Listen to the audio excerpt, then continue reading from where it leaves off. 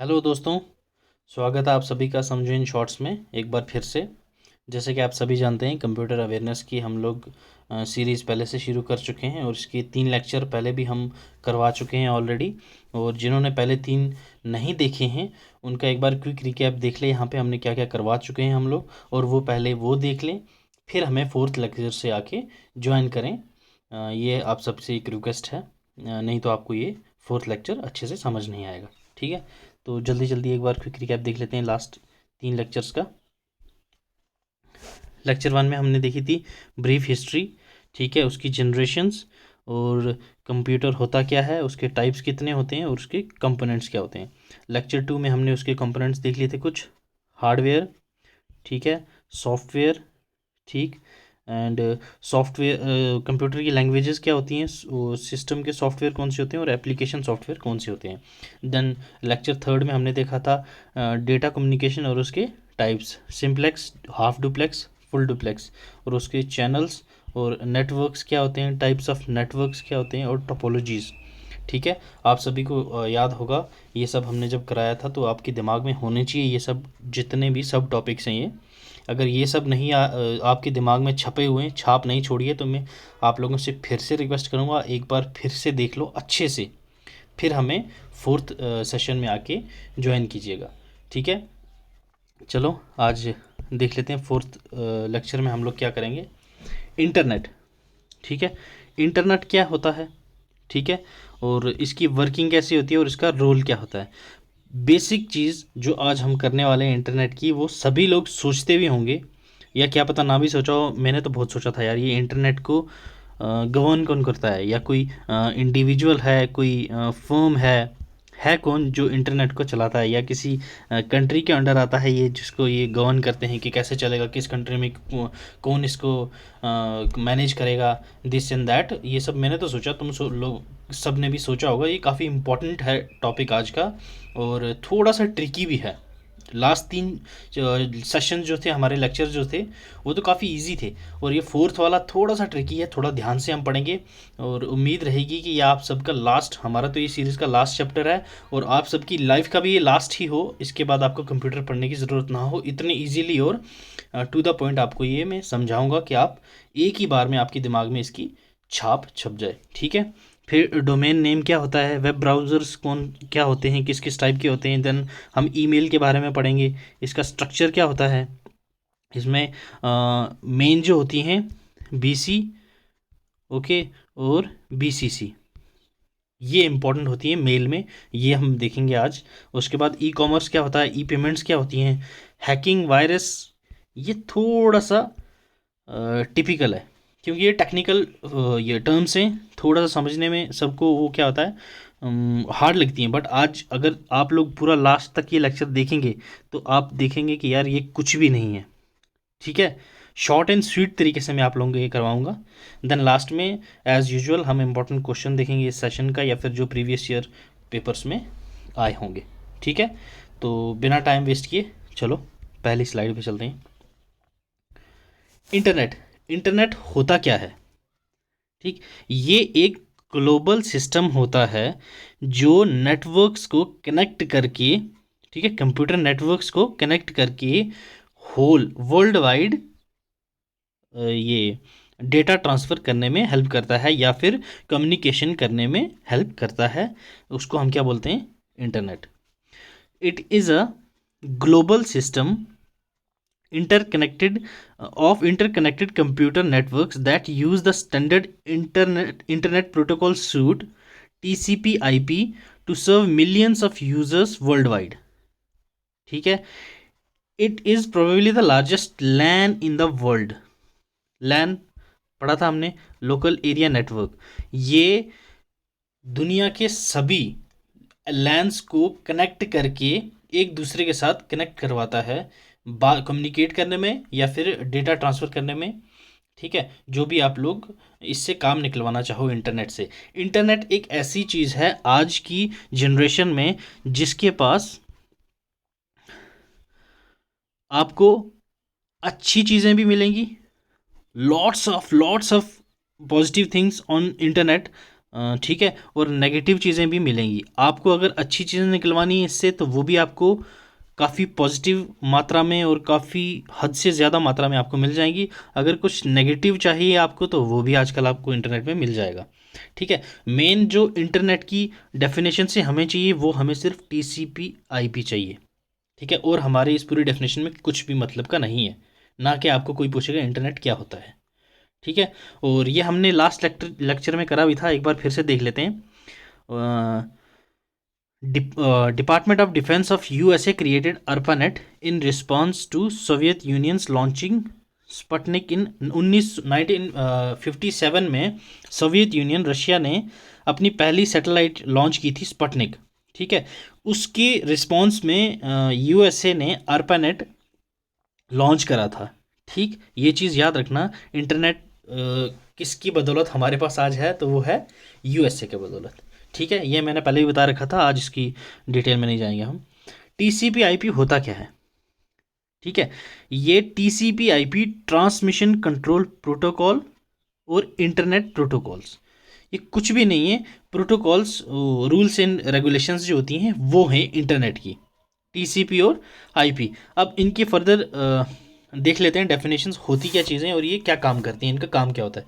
TCP जो होता है ये डिवाइड करता है डेटा को पैकेट्स में। ठीक है, ये हमारा डेटा है, ये इसको क्या कर देगा, फर्दर पैकेट्स में डिवाइड कर देगा for the purpose of sending end receiver. किसी को भेजना है तो भी, किसी से रिसीव करना है तो भी, किसी को भेजा ये डेटा गया तो ये टीसीपी का काम है, आगे भी जाके वो इसको पैकेट्स को डिवाइड करेगी जहां वो पहुंचेगा। या फिर किसी डेटा को रिसीव करेंगे हम, डेटा तो रिसीव होगा ऐसे, तो उसके अंदर जो पैकेट्स बनाने हैं वो किसका काम है, टीसीपी का। ठीक है, तो ये डेटा को पैकेट्स में क्यों बांटता है, ताकि ये डैमेज फ्री रहे। ठीक है, इसकी डिलीवरी जो जिसको हम सेंड कर रहे हैं या हमारे पास रिसीव हो रहा है, तो ये टीसीपी का काम है कि वो जो डेटा है वो डैमेज ना हो। ठीक है, वो इसलिए इनको पैकेट्स में डिवाइड करके डेटा को सेंड भी करता है और रिसीव भी करता है, ये हमारे पास टीसीपी। देन आ जाते हैं हमारे पास आईपी। आईपी का रोल इससे भी इम्पोर्टेंट है, इंटरनेट प्रोटोकॉल का रोल इससे भी इम्पोर्टेंट है। ये वैसा एक पैकेट होता है जो डेटा को उसकी डेस्टिनेशन पे पहुंचाता है। ये डेटा को जहां सेंडर के पास पहुंचाना है उस डेस्टिनेशन तक कौन पहुंचाता है, आईपी। ये किसका काम है, आईपी का। ठीक, और आईपी एड्रेस होता क्या है, आईपी एड्रेस बना किसका होता है, आईपी एड्रेस जो होता है काइंड ऑफ दिस, 3 डिजिट्स के 4 ऑक्टेट होते हैं। ठीक है, और हर एक ऑक्टेट में 8 बिट्स। ठीक है, ये 3 थे। ठीक है, ये पहले वाला 3 का है। ठीक, ओके, ये 3 जो हैं ये बनते हैं 8 बिट्स के, और टोटल कितने हैं, 4। 8 × 4 मतलब एक आईपी एड्रेस कितने बिट्स का होता है, 32 का। ये इंपॉर्टेंट है, याद रखना। एक आईपी एड्रेस हमारा कंसिस्ट करता है 32 बिट्स। ठीक है, और एक ऑक्टेट में कितनी बिट्स होती हैं, 8। टोटल कितनी बिट्स ऑक्टेट होती हैं, 4। ये होता है हमारे आईपी एड्रेस। जैसे मेरा सिस्टम है, मेरा पीसी है जिस पे मैं काम करता हूँ, या आपका लैपटॉप है या पीसी है जिस पे आप काम करते हैं, तो उसमें आपका नाम से नहीं, अरुण शर्मा कंप्यूटर नहीं, ऐसा नहीं होगा, या फिर शफकत हुसैन सिस्टम, ऐसा कुछ नहीं होगा। आपका लैपटॉप आपके आईपी एड्रेस के नाम से जाना जाता है। ठीक है, ये होता है हमारा आईपी एड्रेस। टीसीपी आईपी आपका आई होप सो क्लियर हो गया होगा, और जिसको क्लियर नहीं है तो एक बार फिर से रिवाइंड करके देख लें, मैंने बहुत ही इजी वे में समझाया आपको। ठीक है, तो आईपी और टीसीपी आपको समझ आ गया होगा। नेक्स्ट देखते हैं कि इंटरनेट को गवर्न कौन करता है। ठीक है, मैंने जैसे कि बेसिकली आपको स्टार्टिंग में बताया था कि ये सबके मन में एक बार बात तो आई होगी, यार ये इंटरनेट चलाता कौन है, किसके बस में होता है। जैसे अमेज़न है, ये तो हमें पता है कौन इसका ये मालिक है। फ्लिपकार्ट है, जियो है, इन सबको तो हमें पता है कौन है। बट इंटरनेट का मालिक कौन है, इसका माई बाप कौन है जो इसको गवर्न करता है, इसको चलाता है, या फिर इसका ऑपरेट करता है, इसको कौन है ऐसा। तो इसका इंटरनेट का कोई चीफ इन ऑपरेटिंग ऑफिसर नहीं होता।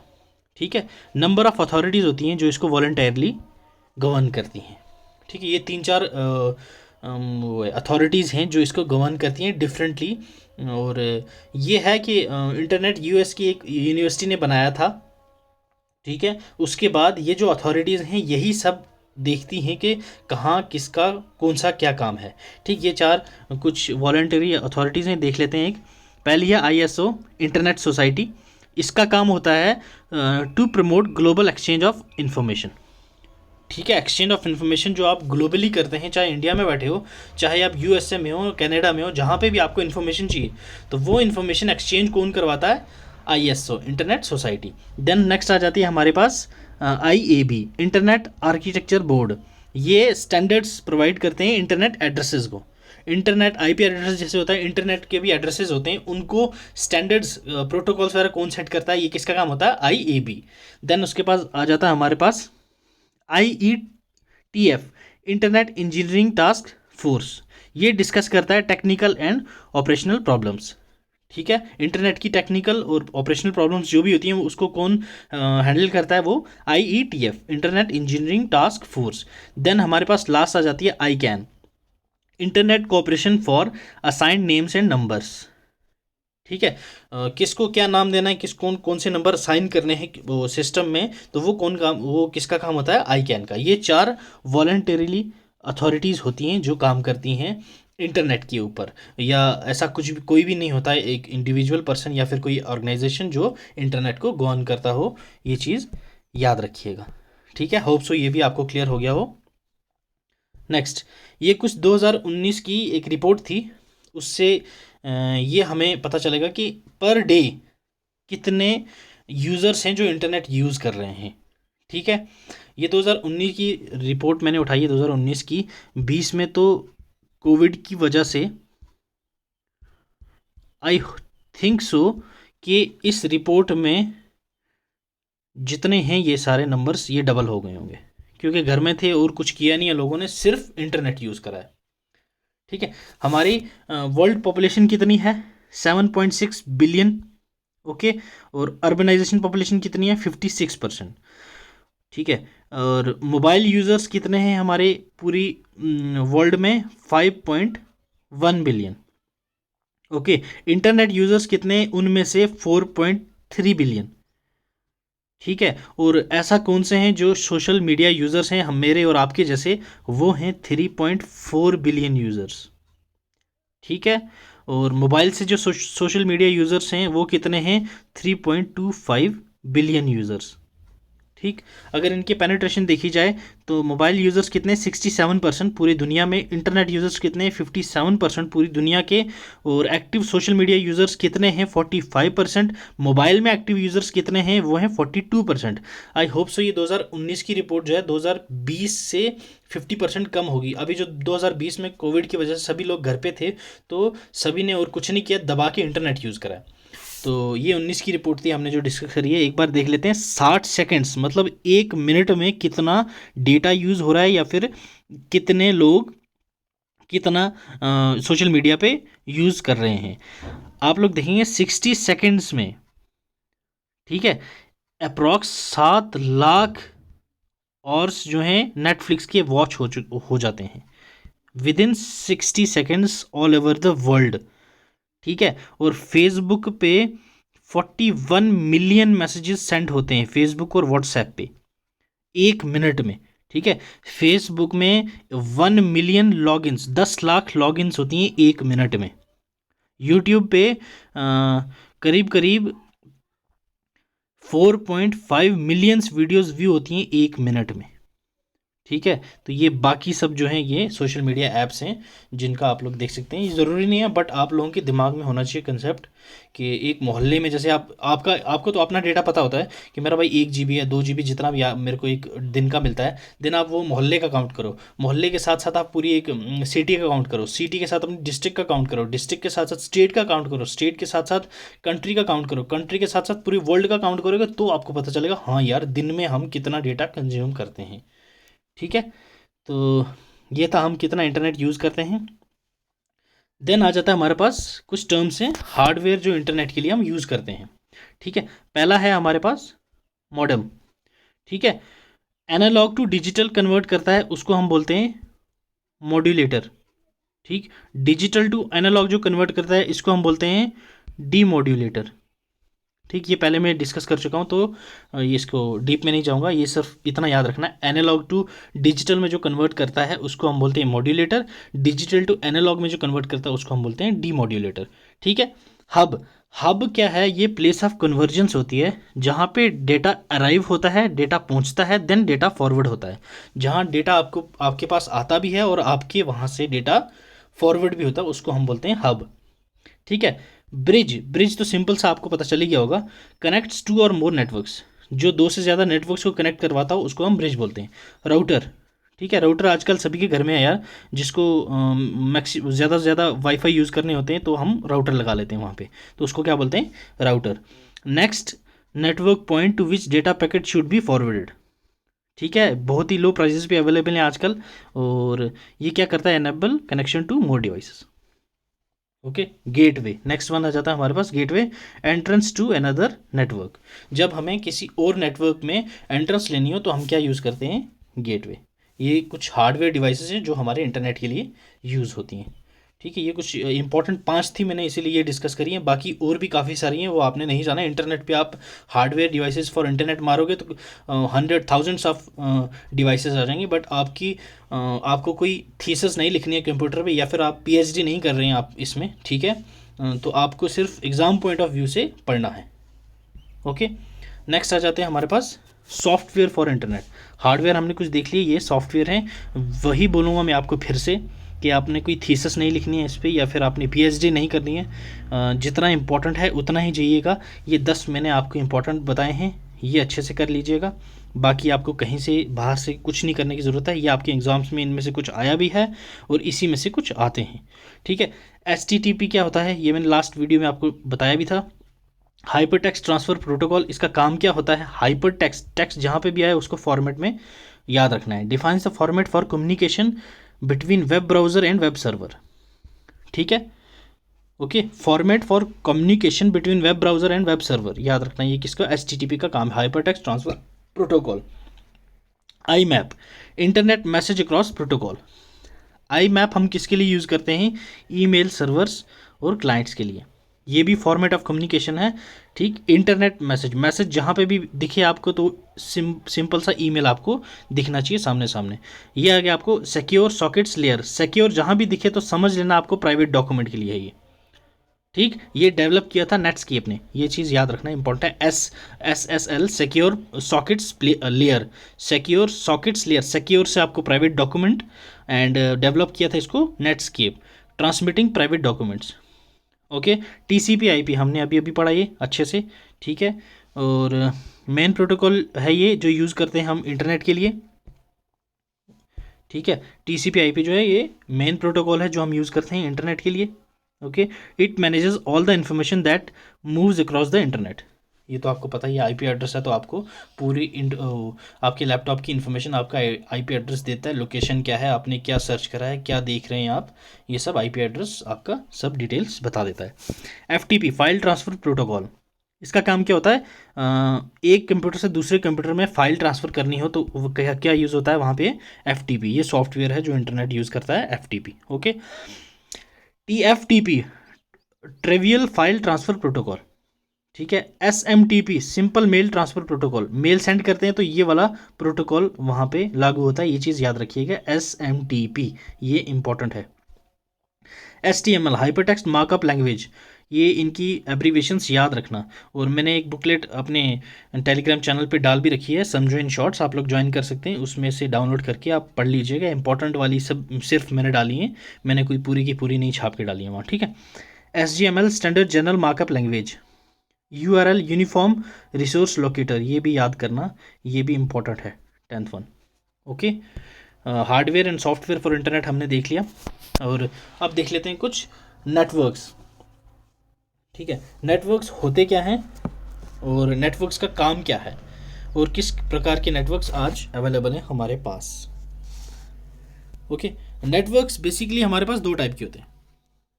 ठीक, नेटवर्क्स यार अगर हम डीप में जाएंगे तो बेसिकली इसका एक लेक्चर स्पेसिफिकली 1 घंटे का आराम से बन जाएगा, बट मैं आपको ये शॉर्ट एंड स्वीट, ठीक है, ये जो नेटवर्क मॉडल्स हैं ये मैं आपको शॉर्ट एंड स्वीट तरीके से समझाऊंगा जो आपके एग्जाम पॉइंट ऑफ व्यू से है। ठीक है। नेटवर्क लेयर्स होती हैं जो फ्रेमवर्क होता है, हेल्प करता है कॉम्प्लेक्स नेटवर्क इंटरेक्शंस। इंटरनेट की जो इंटरेक्शंस होती हैं आपस में, वो आपस में मिले ना, इधर उधर ना हो, उसको इजी करने के लिए या फिर उसको इंटरेक्शन को अंडरस्टैंड करने के लिए हम नेटवर्क मॉडल्स होते हैं हमारे पास। तो सबसे पुराना है टीसीपी आईपी। ये कॉन्सेप्चुअल लेयर्स को, इसकी जो लेयर्स हैं ये 4 लेयर्स का होता है, ठीक है। टीसीपी आईपी जो मॉडल है ये 4 लेयर्स का होता है। ये लेटेस्ट वाला है ओएसआई, ठीक, इसकी 7 लेयर्स होती हैं। बस आपको यही याद रखना है, ये 4 लेयर्स का होता है, ये 7 लेयर्स का होता है, ठीक है। इसकी बेसिक में नहीं जाना है आपको, कौन से लेयर का क्या काम है, किसका क्या काम है, बस ये नहीं जाना है। पहली लेयर जो है नेटवर्क इंटरफेस होती है, दूसरी लेयर नेटवर्क की होती है, तीसरी ट्रांसपोर्ट की होती है, चौथी एप्लीकेशन की होती है, ये टीसीपी आईपी की। और ओसीआई मॉडल में पहला physical layer, data link, network, transport, session, presentation, application. ये थोड़ा सा इसने थॉरोली बता दिया ओएसआई में, जो नया मॉडल आया है, कि हमारा क्या क्या काम है, ठीक। दोनों का काम सेम ही रहता है, बस जो ओएसआई मॉडल है उसकी लेयर्स थोड़ी सी डिफरेंट्स हैं दोनों मॉडल्स के कंपैरिजन में, बस इतना ही फ़र्क है। टीसीपी आईपी मैंने आपको डिटेल में बताया। ओसीआई की फुल फॉर्म होती है ओपन सिस्टम इंटरकनेक्शन। ओके, ये शॉर्ट एंड स्वीट तरीके से मैंने आपको समझाया है, और इससे बाहर कुछ भी नहीं आएगा आपके एग्ज़ाम में, ये आपको मैं गारंटी देता हूँ। ओके, तो ये वाला भी हो गया। नेक्स्ट देख लेते हैं हम वेबसाइट। वेबसाइट होती क्या है? वेबसाइट जो होती है वेब पेजेस की एक कलेक्शन होती है, ठीक। वेबसाइट वेब पेजेस की कलेक्शन होती है। वेबसाइट में आपको एक सिंपली एग्जांपल देता हूँ। आप पेटीएम खोलते हैं, पेटीएम मॉल, ठीक है, शॉपिंग ऐप है, ठीक। आपने पहले खोला पेटीएम मॉल, यहाँ मेंसवेयर, यहाँ फीमेल्स सब आएगा आपको, ग्रूमिंग, ठीक, किचन वगैरह का, ये सब आपको अलग अलग कैटेगरी वाइज दिखेगी। आप जिस पे क्लिक करोगे तो वहाँ पे आपको वो दिख जाएंगी। जैसे आपने मेंस वाले में खोला, ठीक है, मेंस में आपने खोला, आपको एक शर्ट पसंद आई, आपने शर्ट पे क्लिक करा, तो वहाँ पे वो उसी जगह पे नहीं एक और नया पेज खोलेगा, तो वो आपको शर्ट की डिटेल्स, प्राइस एंड ऑल दिखाएगा। ऐसा नहीं आप पेटीएम खोल रहे हैं, आपने खोला तो वो जो शर्ट वाला लिंक है सीधा अमेज़न पे खोला, नहीं। जिसकी वेबसाइट है वो अपनी वेबसाइट पे ही अलग अलग डिफरेंट डिफरेंट वेब पेजेस खोलेगा, वो तो आपको दिखाता रहेगा, ठीक है। ये होती है हमारे पास एक वेबसाइट का काम। आप पेमेंट वाला खोलोगे इसमें तो वो अलग से वेब पेज खोलेगा, मगर वो पेटीएम मॉल का ही वेब पेज होगा, ना कि फ्लिपकार्ट या फिर अमेज़न का। तो ये इसको हम क्या बोलते हैं? वेबसाइट, जो डिफरेंट डिफरेंट वेब पेजेस को कलेक्शन होता है। और वेब पेज का एक डिफरेंट डोमेन नेम होता है, ठीक है। जैसे अमेज़न का आ गया amazon.in, ठीक है, flipkart.com या फिर paytm.in। तो ये सब क्या है? इनके डोमेन नेम है। तो जो होम पेज होता है, जहाँ मैंने आपको बोला था सब कैटेगरीज दिखती हैं आपको स्टार्टिंग में होम होम पे ही वेबसाइट की, तो उसको हम बोलते हैं होम पेज या स्टार्ट पेज या फिर इंडेक्स पेज, ठीक। ये हमारी किसके हैं? वेबसाइट का काम। अब वेबसाइट के टाइप्स कितनी होती हैं? 2, एक स्टैटिक, ठीक है, और एक डायनामिक। स्टैटिक में क्या है? जैसे आपकी शॉपिंग वेबसाइट्स हैं, उसमें क्या है, फिक्स रहती है डिस्प्ले आपकी। एक बार खोलोगे तो वही दिखेगी, दूसरी बार खोलोगे तो वही दिखेगी, वो आपकी जो डिस्प्ले है वो हमेशा फिक्स रहती है, ठीक। तो एक बार जैसे आपने खोल दिया, ठीक है, पेटीएम में मैंने आपको बोला आपने शर्ट देखी, दूसरी बार खोलोगे तो आपको वो शर्ट दिखाएगा, वही शर्ट जो आपने पहले देखी थी वो शर्ट आपको दिखाएगा, भाई साहब लेनी है आपने या नहीं। वही चीज़ आप अपने फ्रेंड के मोबाइल में खोलोगे तो वो नहीं दिखाएगा। क्यों? आपके दोस्त का जो आईपी एड्रेस है सिस्टम का वो अलग है, आपके सिस्टम का आईपी एड्रेस अलग है। आपके सिस्टम के आईपी एड्रेस को पता है भाई साहब आपको इसकी रिक्वायरमेंट, आप इस चीज़ को सर्च कर रहे थे, आपका फ्रेंड कुछ और सर्च कर रहा था, वो उसको वही दिखाएगा, ठीक। ये आपका HTML में ही यूजुअली लिखा होता है। डायनेमिक होता है जो डिफरेंट कंटेंट प्रोवाइड करता है डिफरेंट यूज़र्स को, जो आपको चाहिए आपको उस वेबसाइट पे वही दिखेगा। जैसे आप एजुकेशन वेबसाइट खोलते हो, होम पेज पे जाते हो, किसी को करंट अफेयर्स चाहिए तो वो करंट अफेयर्स मार के फिर वो वेबसाइट खोलता है, तो वो वेबसाइट उसको करंट अफेयर्स दिखाती है। या आपको कुछ और सिस्टम चाहिए, कंप्यूटर के बारे में नॉलेज चाहिए, तो आपको कंप्यूटर की नॉलेज देगा। सिमिलर होम पेज पे नहीं लेके जाएंगे आपको, ठीक है। इसको हम बोलते हैं डायनेमिक। फिर आ जाता हमारे पास डोमेन नेम, ठीक है। Domain name is your website name. Website का नाम आपका डोमेन नेम होता है, ठीक। और इंटरनेट पे जब आपको यूज़र्स ढूंढेंगे तो कैसे ढूंढेंगे, आपका कुछ डोमेन नेम होगा ना, अमेजन का है amazon.in, तभी तो लोग अमेजन पे जाते हैं, अगर इनका कुछ नाम ही ना होता तो लोग कैसे ढूंढते हैं इनको। तो वैसे ही एक वेबसाइट का एक एड्रेस होता है, नेम होता है, जो इंटरनेट यूज़र उसको सर्च करके वो ढूंढते हैं। ठीक है, इनकी कुछ कैटेगरीज होती हैं, किन किन कैटेगरीज में किस किस को बांटा जाता है। डोमेन नेम को हम फर्दर यहाँ पे अब फर्दर डिस्कस करके दिखाता हूँ आपको। HTTPS www.webhostinginsights.com, ये मैंने एग्जांपल दिया आप लोगों को। ये प्रीफिक्स होता है, ये सब डोमेन होता है। आजकल ये आपको टाइप नहीं करना होता। अब जैसे देख लो facebook.com, www.facebook.com, आजकल ये सब कोई नहीं लिखता। FB भी डालोगे तो वो फेसबुक डायरेक्टली आ जाएगा, क्योंकि आजकल के जो हमारे अपडेटेड ब्राउजर्स हैं उनको पता चल गया भाई साहब ये फेसबुक मारा है तो इनको यहीं जाना है। इतने वो इंटेलिजेंट ब्राउज़र आ रखे हैं आजकल, तो उनको पता चल जाता है, इसलिए हमें ये पूरा नहीं डालना पड़ता। ये जो होता है ये आपका डोमेन नेम होता है, ये एक्सटेंशन होती है। ओके, होप सो आपको डोमेन नेम क्लियर हो गया होगा। और इनकी कुछ कैटेगरीज होती हैं। .com जिस भी आपको डोमेन नेम में दिखेगा वो कमर्शियल इंस्टीट्यूशन या ऑर्गेनाइजेशन होगी। EDU यूज़ किया जाता है एजुकेशनल इंस्टीट्यूशन के लिए। MIL यूज़ किया जाता है मिलिट्री साइट्स के लिए। .net होता है गेटवेज और एडमिनिस्ट्रेटिव होस्ट के लिए। और ORG यूज़ किया जाता है अपने प्राइवेट ऑर्गेनाइजेशंस के लिए। तो ये था हमारा डोमेन नेम वेब ब्राउज़र। ठीक है, सभी लोग अपना different different web browser use करते हैं। वेब ब्राउज़र कुछ नहीं, जस्ट अ सॉफ्टवेयर एप्लीकेशन होती है जिससे आप इंफॉर्मेशन एक्सेस कर सकते हैं इंटरनेट से। ठीक, ये मैंने अपने क्रोम में से एक स्क्रीनशॉट डाला हुआ है। ठीक, यहाँ पे आप जब खोलोगे, इस साइट पे आपने लॉगिन करा होगा, तो यहाँ पे आपको लॉगिन करते ही आपका फ़ोटो दिखेगा। ठीक, मतलब आपकी यूज़र नेम या आईडी से आपको खुला हुआ दिखेगा आपको आपका ब्राउज़र, तो इसको बोलते हैं हम वेब ब्राउज़र। वेब ब्राउज़र में जब भी आप होम स्क्रीन खोलोगे तो उसमें काफ़ी सारे ऑप्शंस और काफ़ी सारे बटन्स दिखते हैं जो आपके एग्जाम में पूछे जाते हैं, इनका काम क्या है। ये देखो, नेक्स्ट एंड बैक का जो बटन होता है इनको हम बोलते हैं नेविगेशंस बटन। इस टाइप का जो बटन दिखता है वहाँ पे आपको दिखता है ये रिफ्रेश, जब आपका इंटरनेट नहीं चल रहा होता या फिर आपका स्लो होता है तो आप रिफ्रेश मारते हैं, तब जाके वो दोबारा रीलोड होता है। ये दिखता है आपको, ये स्टॉप कर देता है। कोई भी टैब आपने खोला तो वो उसको स्टॉप कर दे। यहाँ पे जब होम घर जैसा बना होता है तो उसको बोलते हैं हम होम बटन। ये वाला जो होता है इसको हम बोलते हैं एड्रेस बार, जहाँ पे हम आप सर्च मारते हैं, जो आपका सर्च इंजन होता है। ठीक है, यहाँ पे आपका गूगल के पास जो होता है ये आपका वेब सर्च होता है, कौन सी वेबसाइट आप सर्च मार रहे हैं। ठीक, जब आपने ये ओके आपने काफ़ी सारी एक ही ब्राउज़र में काफ़ी सारे टैब्स खोल लिए हों तो उसको हम बोलते हैं टैब ब्राउजिंग। बहुत सारे टैब खोल के हम अपना काम कर रहे हैं तो उसको हम बोलते हैं टैब ब्राउजिंग। अब बार बार आपको सर्च करना पड़ रहा है तो उससे अच्छा आप क्या करते हैं, एक बार बुक मार्क कर लेते हैं, ये स्टार दबा के उसको बुक मार लेते हैं, तो उसको बोलते हैं हम लोग बुक मार्क्स। ठीक है, होप सो आपको वेब ब्राउज़र इजीली समझ आया होगा। और ये कुछ दुनिया के टॉप ब्राउज़र्स हैं जो यूज़ किए जाते हैं, ये Chrome, Mozilla Firefox, safari, internet explorer and opera mini. ये दुनिया में कुछ टॉप इंटरनेट ब्राउज़र्स हैं जो यूज़ किए जाते हैं। ओके, देन हमारे पास आ जाता है ईमेल।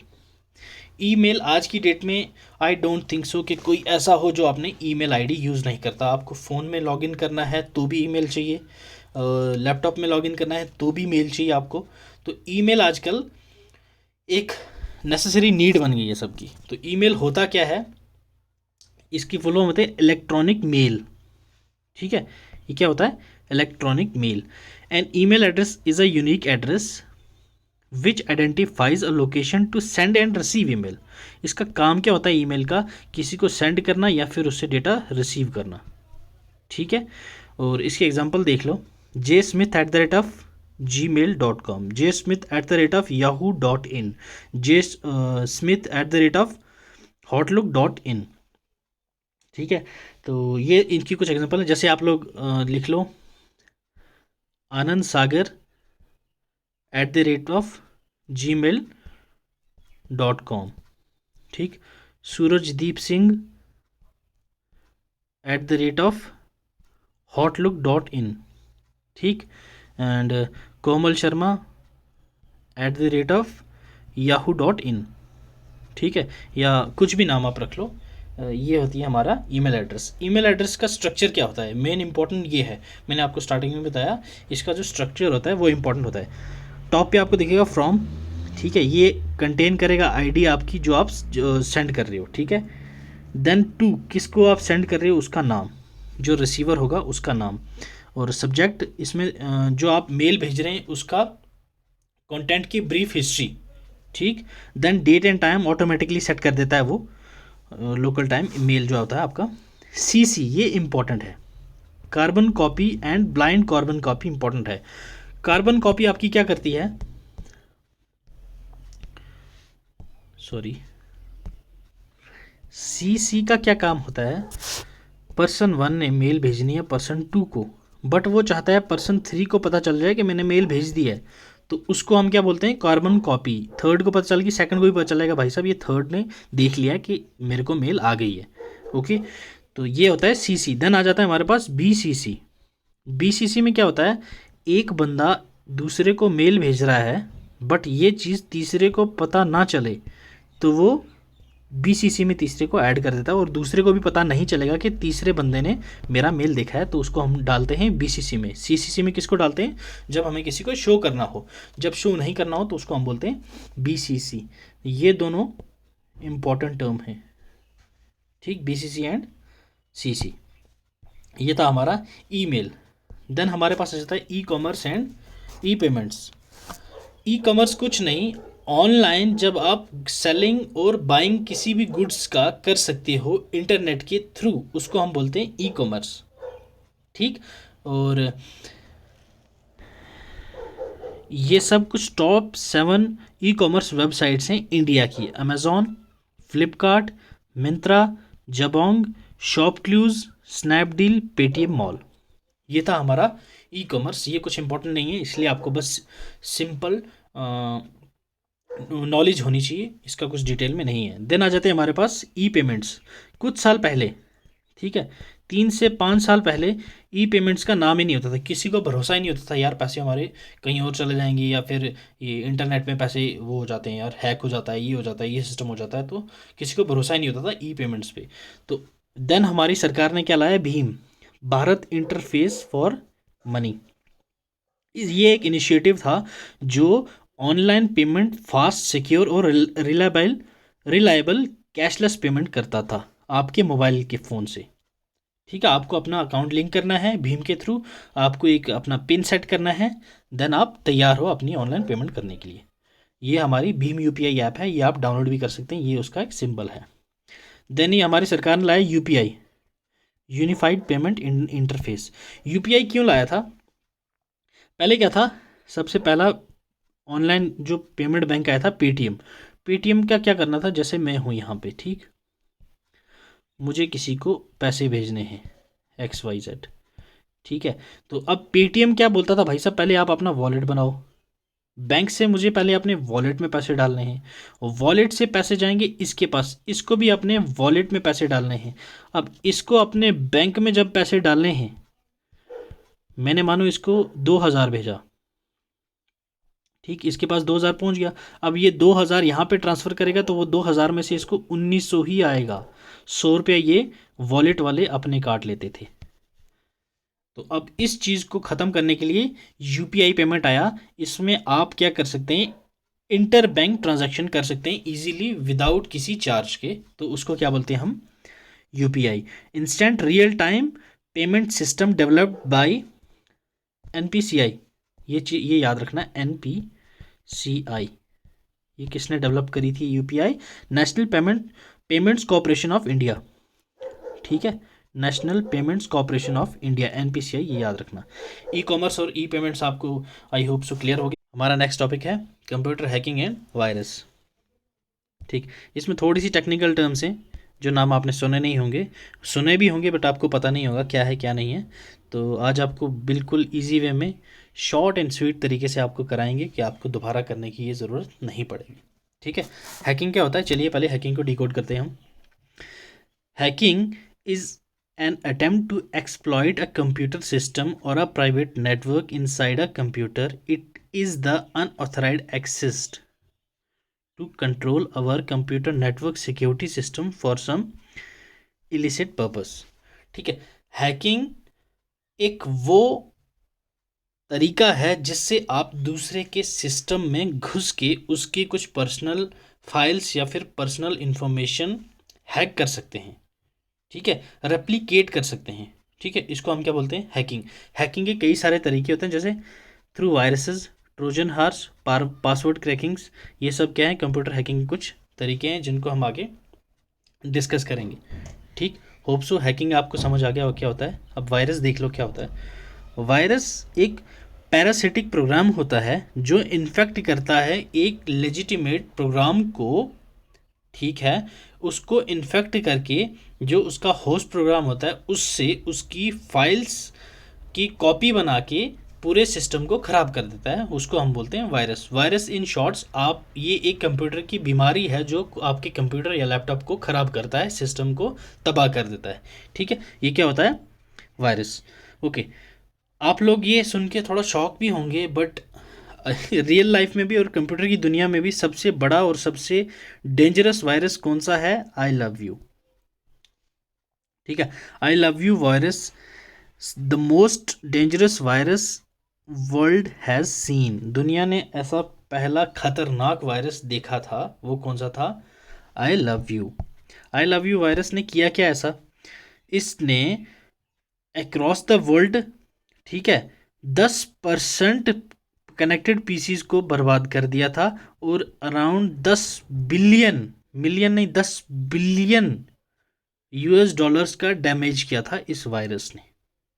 ये कौन सा वायरस था? आई लव यू, ठीक है। ये था हमारा वायरस। और सबसे खतरनाक वायरस कौन सा था? I love you. आप लोगों को समझ आ गया होगा। और 70,000 कंप्यूटर वायरसेस हर दिन फाउंड करते हैं कौन? एंटीवायरस जो कंपनीज होती हैं, जो आपकी कंप्यूटर या लैपटॉप में एंटीवायरस दिया जाता है, लाइक मैकेफे, अवास्ट, ये सब कुछ एंटीवायरस हैं। इन कंपनीज ये फाउंड करती हैं दिन के कुछ 70,000 नए तरीके के वायरसेस, ठीक है। अब देख लेते हैं टाइप्स ऑफ वायरस कौन कौन से होते हैं। पहला आ जाता है हमारे पास मालवेयर। मालवेयर ये एक, इनको इसको शॉर्ट में बोलते हैं मैलिशियस सॉफ्टवेयर, ठीक। ये डिज़ाइन किया जाता है एक सिस्टम को डैमेज करने के लिए, या फिर नेटवर्क जो पीसीज का होता है उनको डैमेज करने के लिए। या तो एक सिंगल कंप्यूटर होगा उसको डैमेज करेगा, या तो फिर कोई टोपोलॉजी जो होती है ना, एक कनेक्टेड कंप्यूटर्स जो होते हैं उन सबको ये तबाह कर देता है। उसको हम क्या बोलते हैं? मालवेयर, ठीक है। Next one is adware. Adware का क्या काम होता है? एक, जब आप किसी ऑथेंटिक वेबसाइट पे ना जाके किसी ऐसी वैसी वेबसाइट्स पे जाओ और वहाँ पे आपको साइट्स में दिखती हैं एडवर्टीजमेंट्स, ठीक है, घर बैठे पैसा कमाओ, blah blah and all this in that. उस वेबसाइट पे जब आप क्लिक कर देते हैं उस ऐड पे, वो ऐड आपके सिस्टम में डाउनलोड होके, ठीक, आपकी विंडोज़ में, पूरी की पूरी विंडोज़ में ऐसी फैल जाएगी एडवेयर, जो एड्स के थ्रू आपका सॉफ्टवेयर एप्लीकेशन के थ्रू आता है, वो ऐसा उसमें फैल जाएगी आपकी पूरी सिस्टम में, तो वो आपकी पूरी सिस्टम को बर्बाद कर देता है, ठीक।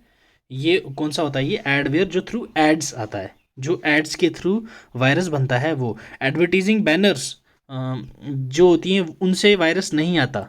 फॉर एग्जांपल, जैसे आप कोई ऑथेंटिक वेबसाइट खोलते हैं, जैसे कि आप मान लो पेटीएम में साइड में आपको अगर एडवर्टीज़मेंट दिख रही है, तो वो वाले पेटीएम वालों को पैसे दे रहे हैं कि हमारी एडवर्टीज़मेंट दिखाओ, तो उस एडवर्टीज़मेंट से नहीं आएगा वायरस, ठीक है। वायरस हमेशा उसमें से आएगा जो वेबसाइट ऑथेंटिक नहीं है और उनकी वेबसाइट्स पे आप क्लिक कर दें, ठीक। सो इसीलिए कहा जाता है बेफालतू की एडवर्टीज़मेंट पे क्लिक नहीं करना चाहिए, ओके। ये कभी कभी तो ऑटोमेटिकली डाउनलोड हो जाती है, ठीक है। ये कभी कभी ऑटोमेटिकली डाउनलोड हो जाती है आपकी पीसी में, आपको पता भी नहीं होता, और तब तक पीछे से सब बर्बाद कर चुका होता है ये, ठीक। देन नेक्स्ट वन आ जाता है हमारे पास स्पाईवेयर। स्पाईवेयर क्या होता है? स्पाई आपको नाम से ही पता चल गया होगा, ये आपकी पर्सनल इन्फो को हैक करता है। इस वायरस को बनाया ही इसीलिए जाता है जो आपकी पीसी में जो पर्सनल इन्फो होती है उनको हैक करता है, चाहे वो आपकी पर्सनल बैंकिंग की डिटेल्स हो, बैंकिंग पासवर्ड्स हो, या आपकी फैमिली डिटेल्स हो, फैमिली के कोई पासवर्ड वगैरह हो, तो उनको हैक करता है। उसको हम बोलते हैं स्पाईवेयर, ठीक है। उस प्रोग्राम को हम बोलते हैं स्पाईवेयर।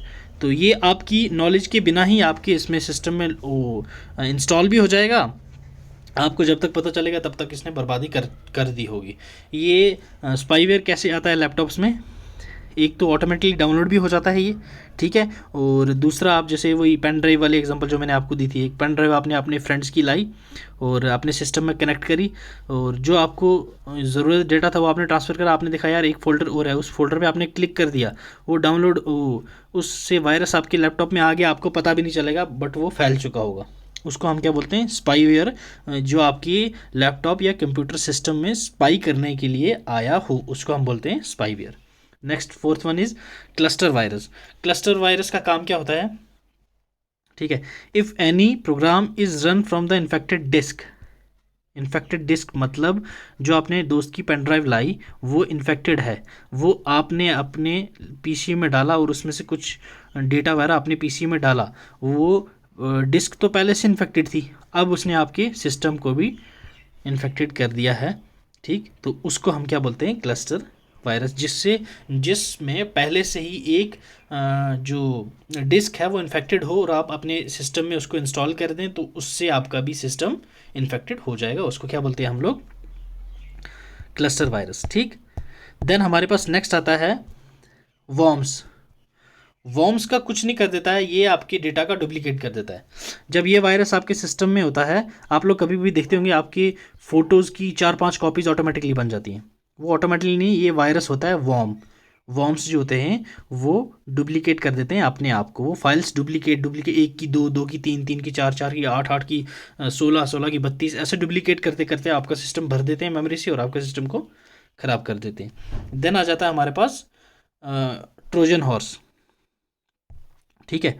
ट्रोजन हॉर्स क्या होता है या ट्रोजन्स क्या होते हैं, ये ऐसा डिज़ाइन किया गया एक वायरस होता है जो आप वेबसाइट खोलते हैं, ठीक है, आपको लेजिटिमेट बिल्कुल ऑथेंटिक दिखेगी, जब आप खोलोगे बिल्कुल ऑथेंटिक टाइप की होगी, जब आपको वो क्लिक करोगे तो आपका सिस्टम को वो पूरा डैमेज कर देगा। मैलिशियस कोड होते हैं, कुछ सॉफ्टवेयर होते हैं जो दिखते बिल्कुल लेजिटिमेट हैं, बट जब आप उन पर क्लिक करते हैं आपके पूरे सिस्टम पे वो कंट्रोल भी कर देते हैं, वो डैमेज कर देते हैं, आपकी इन्फॉर्मेशन को स्टील कर सकते हैं, ठीक है। तो ये किसका काम होता है, ट्रोजन हॉर्स का। तो ये आपकी सिस्टम को या आपके डेटा पे काफ़ी हार्मफुल एक्शंस कर सकते हैं। तो ये थे हमारी कंप्यूटर हैकिंग और वायरस। आई होप सो आपको ये वायरसेस के टाइप्स बड़े इजीली और अच्छे से समझ आए होंगे। अगर नहीं समझ आया तो आप हमें कमेंट सेक्शन में कवर करा। हमने इंटरनेट देख लिया, हमने रोल ऑफ इसका वर्किंग ऑफ इंटरनेट देख लिया, और इंटरनेट को गवर्न कौन करता है वो भी देख लिया, डोमेन नेम और वेब ब्राउज़र्स भी देख लिए, ठीक है। ईमेल देख लिया, ईमेल में फिर से बताता हूँ सीसी और बीसीसी इम्पॉर्टेंट है, ये फिर से कर लीजिएगा। ई कॉमर्स में देख लिया था। यूपीआई को डेवलप किसने करा था, ये मुझे कमेंट सेक्शन में बताइएगा। ओके, यूपीआई को डेवलप किसने करा ये कमेंट सेक्शन में बताना, मैं आपको फिर से रिपीट करके पूछ रहा हूँ। ये हैकिंग एंड वायरस, ठीक है, मालवेयर, एडवेयर, स्पाईवेयर। और एज़ यूजुअल अब हमारे पास कुछ इंपॉर्टेंट क्वेश्चन हैं वो देख लेते हैं। Question 1, the process of transferring files from the internet to your computer is called. जब इंटरनेट से आप कंप्यूटर में फाइल ट्रांसफ़र करें तो उसको हम बोलते हैं डाउनलोडिंग। जब कंप्यूटर से इंटरनेट में डालते हैं तो उसको हम बोलते हैं अपलोडिंग। तो हमारा आंसर इसका क्या होगा, downloading, answer is D. Okay, next, which one of these is not a search engine.